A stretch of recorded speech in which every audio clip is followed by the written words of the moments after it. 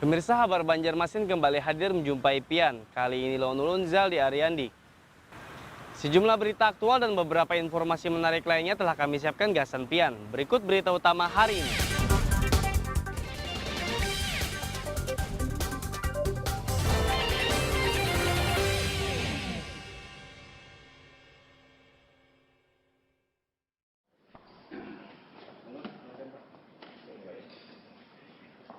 Ayah dan anak yang sama-sama direktur perusahaan ditetapkan sebagai tersangka penggelapan pajak oleh Direktorat Jenderal Pajak DJP Kalselteng dan Kejaksaan Negeri Kejari Banjarbaru.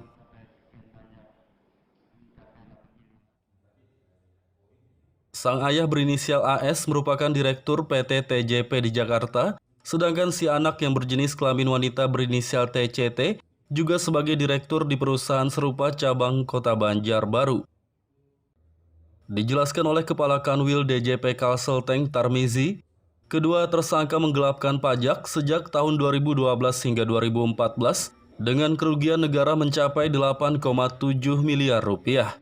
Adapun modus yang digunakan keduanya yakni memalsukan surat pemberitahuan SPT masa PPN dan faktur pajak. Ada himbauan dari kantor-kantor pajak, silahkan klarifikasi. Tidak usah khawatir, ketika Anda punya data, silakan klarifikasi. Data yang sebenarnya nanti tentunya akan diklarifikasi dan akan divalidasi. Apabila memang ternyata tidak ada koreksi padanya, maka tetap akan clear di sana. Tetapi apabila hal-hal yang kita lihat ada upaya secara sengaja melaporkan SPT secara tidak benar, menggunakan faktur yang tidak atas transaksi sebenarnya, ini maka ketika dipastikan ini adalah berupa tindak pidana, maka untuk memberi pelayanan kepada wajib pajak yang patuh, kami melakukan penegakan hukum di sana. Kepala Kejari Banjarbaru Andri Irawan mengimbau kepada masyarakat untuk taat membayar pajak dan jangan sampai menyalahgunakan pembayaran pajak. Menurutnya tersangka yang menggelapkan pajak tak hanya terancam hukuman pidana saja, tapi juga bakal dikenai hukuman denda. Kalau saya menghimbau pada masyarakat, pergunakanlah kemudahan dalam membayar pajak. Pemerintah sudah sangat baik, bisa masyarakat itu menghitung pajaknya sendiri. Jangan salah gunakan, karena apabila Anda menyalahgunakan selalu pasti akan ada sanksi. Aksi pasti akan ada reaksi. Dan sanksi di bidang pajak ini selain dari sanksi pidana juga nanti denda. Denda selain dari denda pokok itu juga nanti ada tambahan, bisa dikalikan 2 atau 3 dari denda pokok, dari denda pajak yang terhutang. Jadi hati-hati, jangan sampai nanti ada lagi perkara yang masuk, perkara perpajakan. Jadi tolonglah menjadi warga negara yang taat pajak. Demikian. Pihak Kejari Banjarbaru rencananya akan segera melimpahkan kasus penggelapan pajak ini ke pengadilan untuk disidangkan. Saat kasus ini dilimpahkan ke Kejari Banjarbaru, kedua tersangka telah ditahan di Rutan Jakarta dan Banjarbaru karena dikhawatirkan melarikan diri. Dari Kota Banjarbaru, Lutfi Darlan dan Fahmi melaporkan.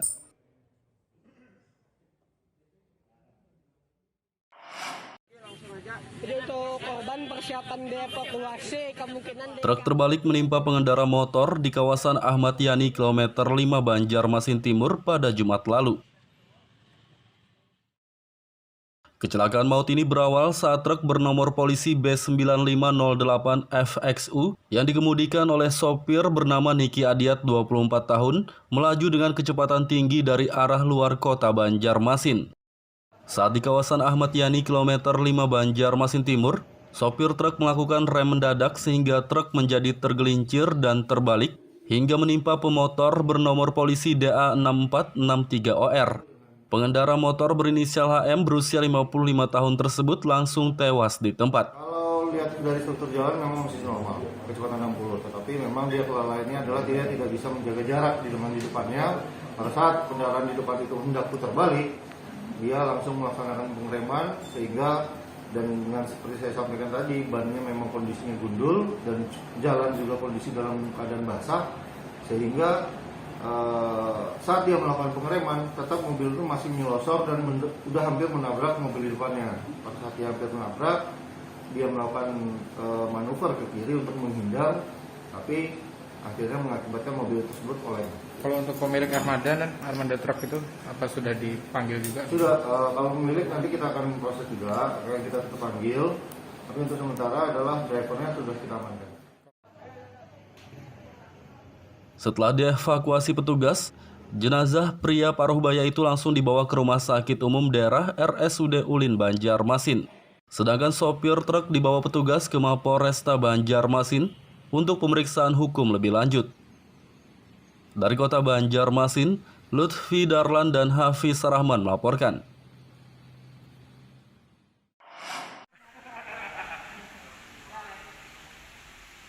Kreasi unik pohon Natal yang dibuat dari ribuan botol plastik bekas menjadi daya tarik bagi pengunjung salah satu hotel di kota Banjarmasin.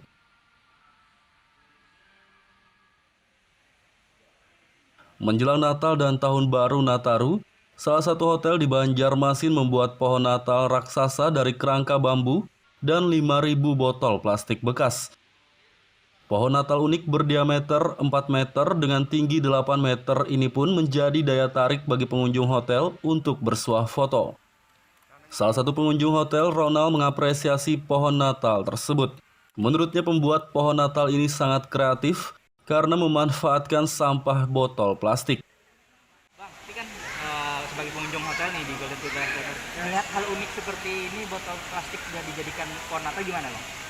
Sesuatu yang baru ya, baru terus lebih ke kreatif pasti sudah ya. Dan untuk mengurangi limbah lingkungan kan, jadi anggapannya dari sebelum jadi ini kan sampah, Ya, betul. terus diolah dengan kreativitas anak-anak, mungkin anak muda atau apa, jadi kontrang yang indah kayak gini. Sebelumnya ada pernah lihat-lihat seperti inilah kalau pohon Natal mungkin di hotel lain? Belum pernah. Jadi baru pertama kali. Jadi sama anak-anak juga sambil main Ya. gitu ya. Asisten manajer hotel, Nanang Erwanto, mengatakan pohon Natal ini dibuat oleh karyawan hotel dengan waktu pengerjaan selama 3 hari.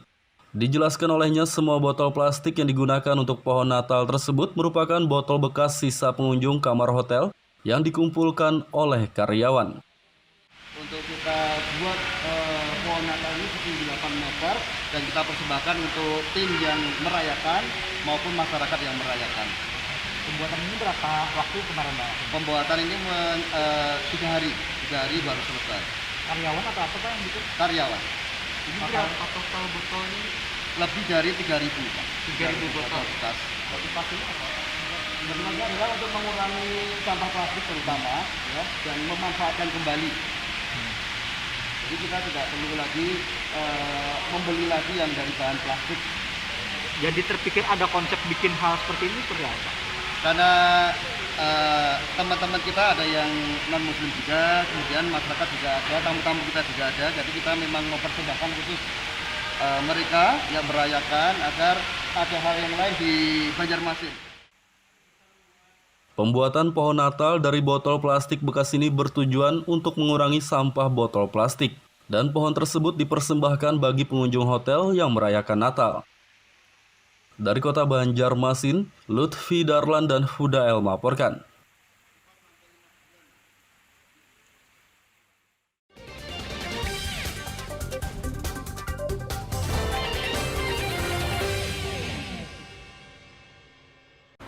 Pemirsa, masih bersama kami dalam Kabar Banjarmasin.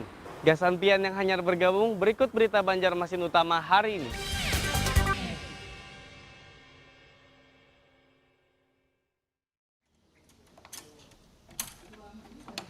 Sekolah Dasar Negeri SDN Tanjung Pangga di Kecamatan Kelumpang Selatan, Kabupaten Kota Baru, kekurangan ruang kelas. Pihak sekolah terpaksa menggunakan satu ruang kelas untuk murid kelas 4 dan 5 agar kegiatan belajar mengajar tetap berjalan. Dijelaskan oleh pelaksana harian PLH Kepala SDN Tanjung Pangga Aprianto, pembelajaran menjadi terhambat akibat kurangnya ruang kelas. Namun pihaknya tak bisa berbuat banyak selain mensiasati satu kelas digunakan untuk murid kelas 4 dan 5. Jadi untuk ruang pembelajaran anak-anak itu kurang satu. Maka opsinya dari kami Dewan Guru menyekat ruangan menjadi 2 tempat seperti yang kita lihat bersama ini dengan pembatas triplek, karena kalau tidak dibatasi otomatis kan sulit dan ribut. Sementara ini pun dengan pembatas triplek ini juga masih ribut atau konsentrasi dan fokusnya anak-anak kurang.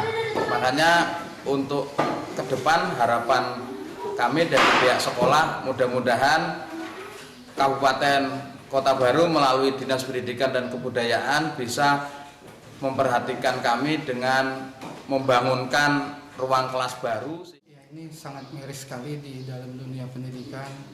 Saya mengharapkan ada perhatian khusus lah bagi untuk sekolahan SDN Desa Tanjung Pangga dari pemerintah Kabupaten Kota Baru agar pendidikan kita di Kabupaten Kota Baru bisa merata.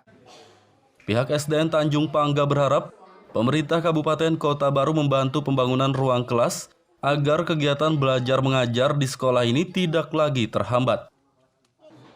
Dari Kabupaten Kota Baru, Lutfi Darlan dan Fauji Rahman melaporkan.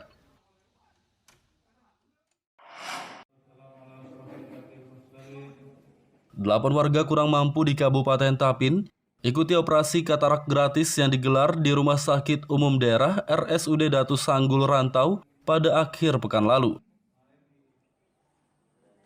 Sebelum dioperasi, 8 warga yang telah mendaftar tersebut harus menjalani pemeriksaan kesehatan terlebih dahulu. Dari hasil pemeriksaan tim medis, hanya 5 warga saja yang dapat mengikuti operasi katarak ini.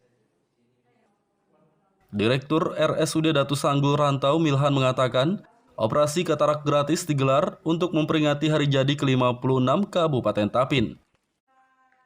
Katarak ini ada berapa orang Pak di operasi Pak?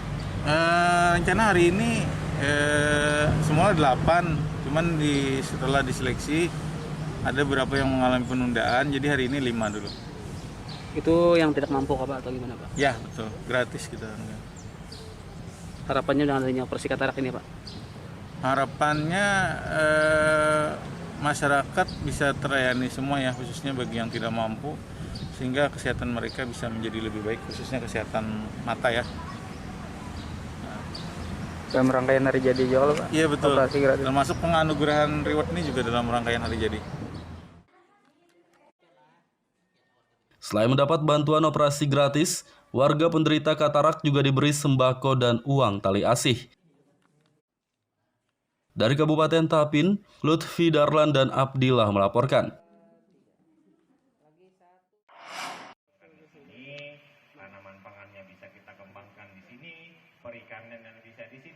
Puluhan petani di Desa Penggalaman, Martapura Barat, Kabupaten Banjar, ikuti bimbingan teknis BIMTEK yang digelar oleh Dinas Tanaman Pangan dan Hortikultura setempat pada akhir pekan lalu. Salah satu petani, Podo Widodo, mengatakan kegiatan BIMTEK ini sangat bermanfaat bagi para petani. Ia pun akan menerapkan ilmu yang didapat dari BIMTEK ini, seperti memanfaatkan kembali tanaman padi yang sudah kering untuk menyuburkan tanah. Kendalanya banjir, jadi ada bungkasan irigasi ini tembusan dari laut, ya. Itu airnya kan menampung, jadi airnya kan numpuk di sini. Jadi musim panen terendam, sebelum panen terendam nggak jadi pas sementara ini setahun sekali ya dulu. Biasa banjir tuh akhir tahun kayak gini banjir malah. Setiap tahun, kalau kemarin terendam semuanya kan. Sempat rugi berapa mungkin? Belum ada sempat kerugian masalah itu. Cuman nggak ada tanaman di sawah itu. Di sisi lain, Kepala Dinas Tanaman Pangan dan Hortikultura Kabupaten Banjar Muhammad Fahri menjelaskan, BIMTEK ini digelar untuk menambah wawasan dan pengetahuan petani. Hari ini kita alhamdulillah ada volunteer yang bukan dari pemerintah yang hadir di sini, tapi bergerak bersama pemerintah untuk membangun pertanian di Kabupaten Banjar. Ya kan, artinya lebih kepada memberikan akses ilmu pengetahuan, teknologi terbaru di bidang pertanian untuk kesejahteraan petani. Intinya hari ini seperti itu dan kami sangat menyambut baik. Karena apa? Pemerintah Kabupaten Banjar adalah pemerintah yang kolaboratif. Artinya dengan siapa saja demi kemajuan masyarakat, demi kemajuan Kabupaten Banjar, kita bekerja sama dan bekerja bersama. Pak Hari berharap ilmu yang diperoleh para petani melalui BIMTEK ini dapat digunakan untuk meningkatkan pertanian. Dari Kabupaten Banjar, Lutfi Darlan dan Fahmi melaporkan.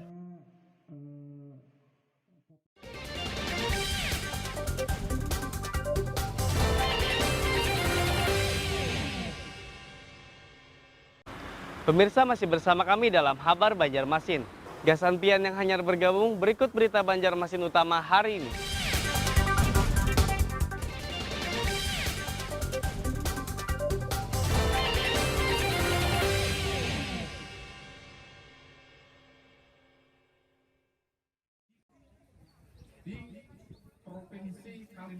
Kaum milenial di Desa Hiung, Tapin Tengah dibantu pengembangan budidaya ikan lokal oleh Dinas Perikanan setempat. Muda-mudi yang tergabung dalam Karang Taruna tersebut diberi bantuan 25.000 ekor bibit ikan lokal jenis gabus dan betok pada akhir pekan lalu. Kepala Dinas Perikanan Tapin Parianata mengatakan, pengembangan budidaya ikan lokal melalui kaum milenial Desa Hiung adalah proyek percobaan. Menurutnya desa ini sangat cocok untuk membudidayakan ikan lokal gabus dan betok. Untuk sementara ini kan khusus ikan gabus atau haruan ada 10.000 ekor. Jadi untuk berikutnya nanti pepuja atau betok nanti 15.000 ekor. Ini sementara ada umpan atau pakan apung 1, 2, 3 kurang lebih 2.400 kg. Alasannya dipilih di sini kenapa, Pak? Ini memang sudah direncanakan 2 tahun yang lalu. Direncanakan antara Dinas Perikanan dengan pemerintah daerah. Jadi untuk istilahnya sampel atau percontohan untuk kecamatan lainnya. Jadi kita taruh di sini untuk Karang Taruna Purwakarta. Kepala Dinas Sosial Tapin, Samsi, berterima kasih kepada Dinas Perikanan yang telah memberdayakan Karang Taruna untuk pengembangan budidaya ikan lokal.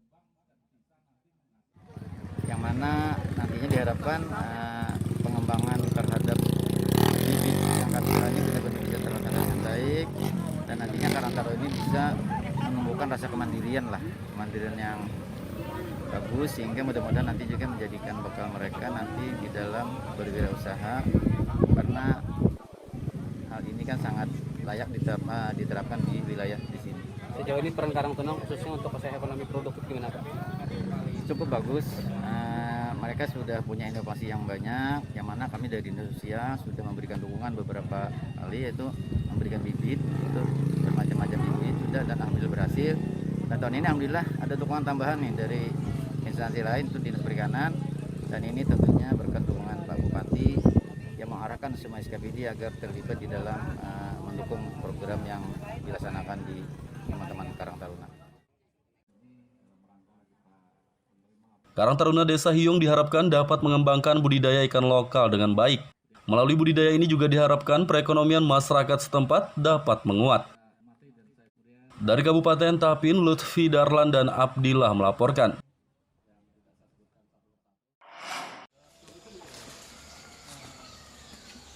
Para petani di Desa Sungai Kupang Jaya, Kelumpang Selatan, Kabupaten Kota Baru, didorong oleh Babin Kamtipmas setempat untuk membudidayakan tanaman porang. Budidaya tanaman porang dinilai sangat menjanjikan dan cukup mudah untuk dikembangkan. Selain harga jualnya yang tinggi, tumbuhan berjenis umbi-umbian ini juga dapat ditanam dengan sistem tumpang sari atau di sela-sela tanaman lainnya. Babin Kamtipmas Kelumpang Selatan Bribka Ehsan Wahyudi mengatakan, ia mendorong petani untuk membudidayakan porang karena ia sendiri telah menanam tanaman tersebut. Ia bersedia membina petani Desa Sungai Kupang Jaya untuk membudidayakan tanaman porang hingga bisa mandiri.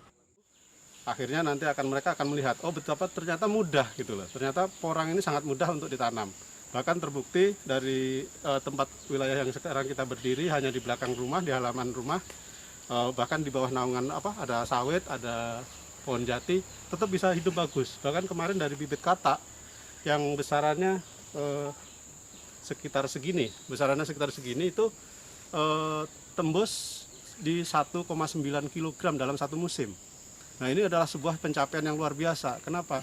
Karena dengan pengolahan tanah dan menjaga kelembapan tanah itu supaya tetap lembab, pertumbuhan porang itu bisa maksimal.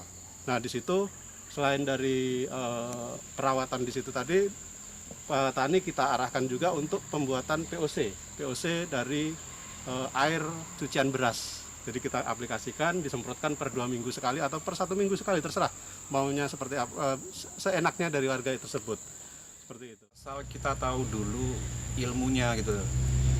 Nah, pertama-tama dulu itu saya bikin apa? Saya cari dulu di YouTube sebagai sumber informasi, di samping juga pendampingan dari Bapak Iksan gitu loh. Nah, jadi saya olah lahan dulu sebisanya, berhubung ini bekas lahan sawit, jadi harus 2 kali kerja saya. Nah, 2 kali cangkul gitu. Sambil nunggu apa kataknya itu bertunas. Nah, setelah tunas baru saya masukkan ke dalam. Sampai saat ini kami berdua masuk dalam grup orang khusus Kota Baru saling berbagi gitu. Alhamdulillah sampai saat ini bagus. Porang dinilai sangat menjanjikan karena harga jualnya kini mencapai Rp150 hingga Rp200.000 per kilogram. Dari Kabupaten Kota Baru, Lutfi Darlan dan Fauji Rahman melaporkan.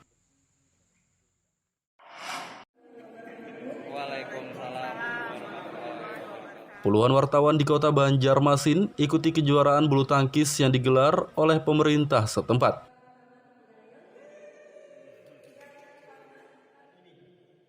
Kejuaraan bulu tangkis antar wartawan digelar di Gedung T&T Arena kawasan Sultan Adam Banjarmasin Utara pada Sabtu pagi.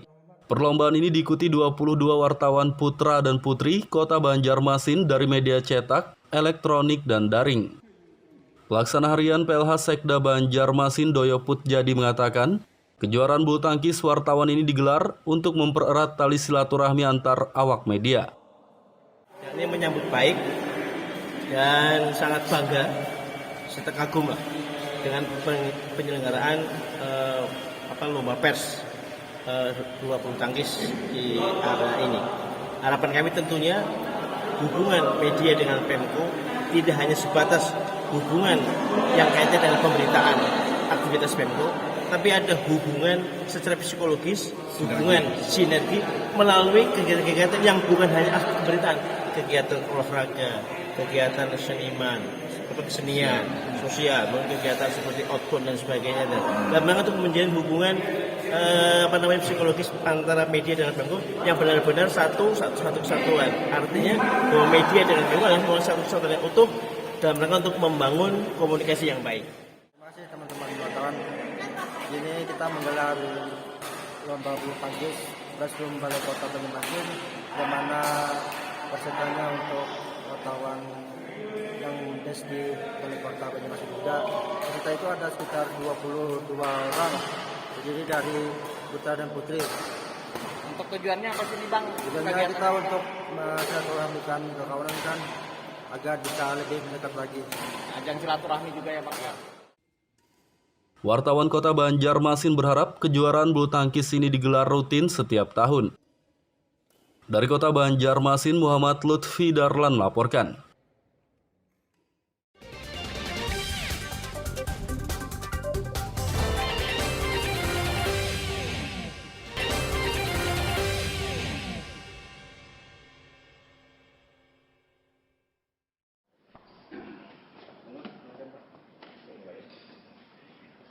Ayah dan anak yang sama-sama direktur perusahaan ditetapkan sebagai tersangka penggelapan pajak oleh Direktorat Jenderal Pajak DJP Kalselteng dan Kejaksaan Negeri Kejari Banjarbaru.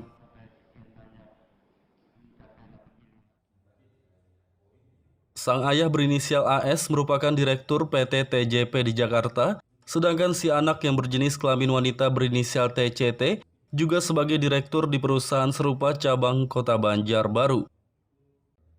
Dijelaskan oleh Kepala Kanwil DJP Kalselteng Tarmizi, kedua tersangka menggelapkan pajak sejak tahun 2012 hingga 2014 dengan kerugian negara mencapai 8,7 miliar rupiah.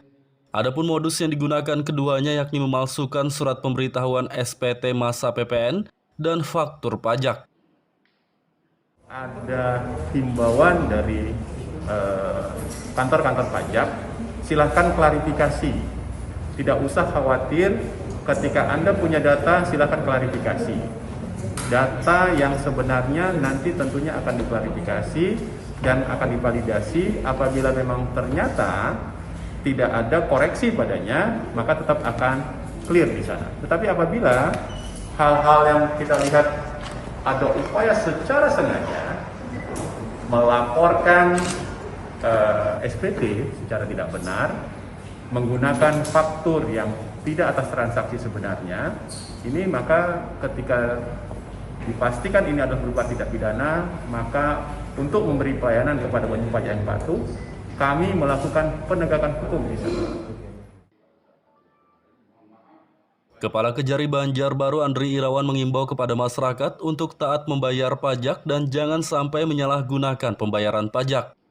Menurutnya tersangka yang menggelapkan pajak tak hanya terancam hukuman pidana saja, tapi juga bakal dikenai hukuman denda.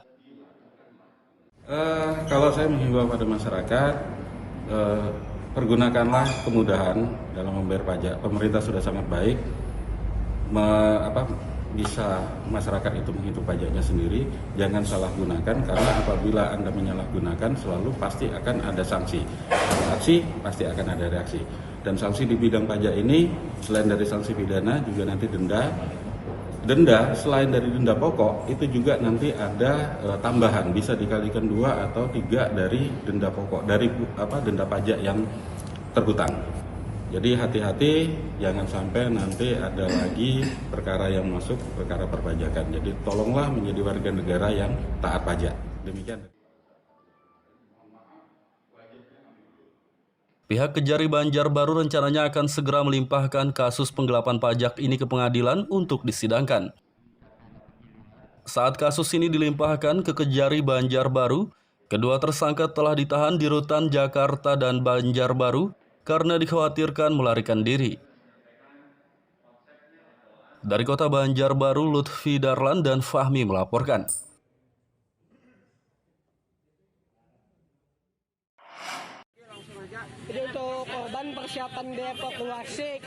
Truk terbalik menimpa pengendara motor di kawasan Ahmad Yani kilometer 5 Banjarmasin Timur pada Jumat lalu.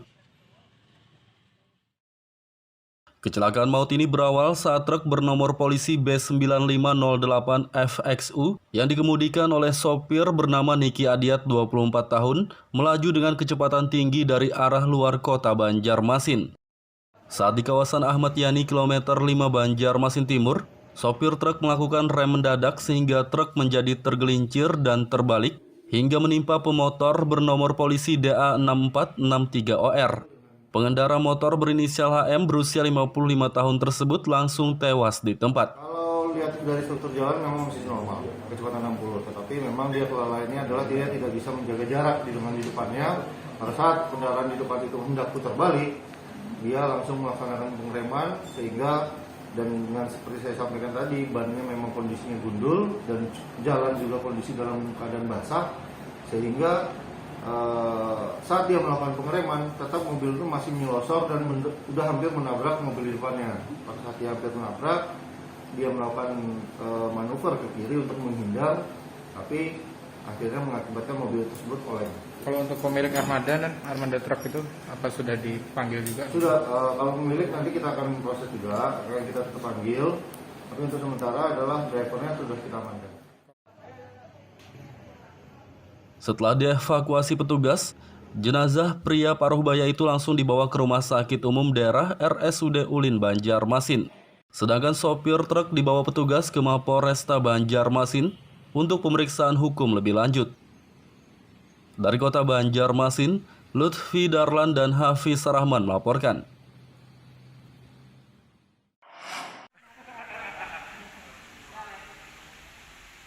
Kreasi unik pohon Natal yang dibuat dari ribuan botol plastik bekas menjadi daya tarik bagi pengunjung salah satu hotel di Kota Banjarmasin.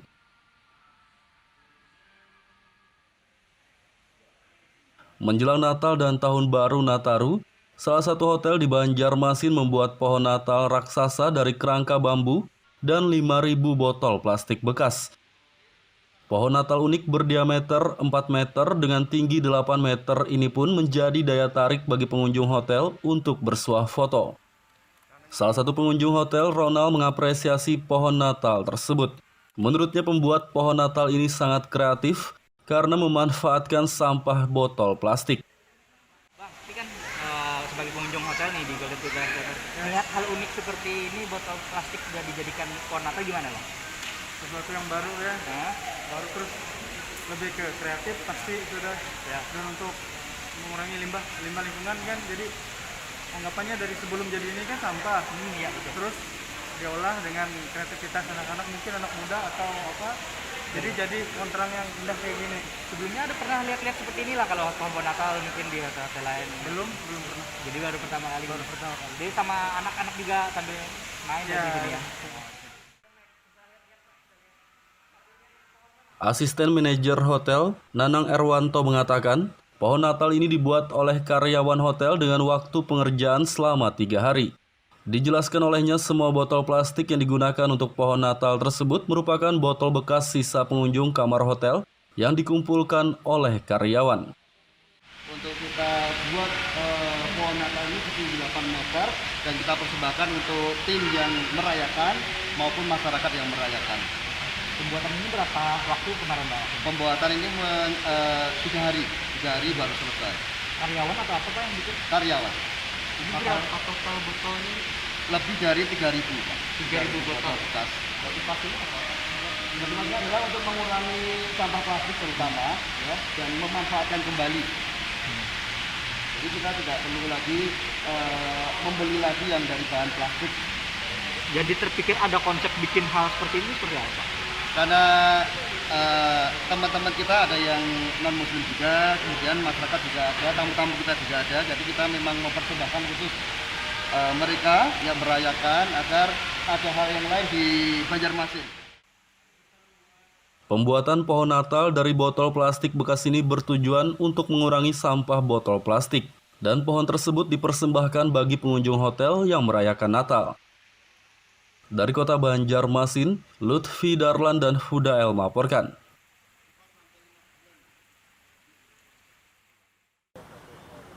Pemirsa, informasi tadi sekaligus menutup perjumpaan kita kali ini. Ulun Zaldi Ariandi, lawan buan redaksi, mengucapkan selamat beraktivitas, sampai jumpa.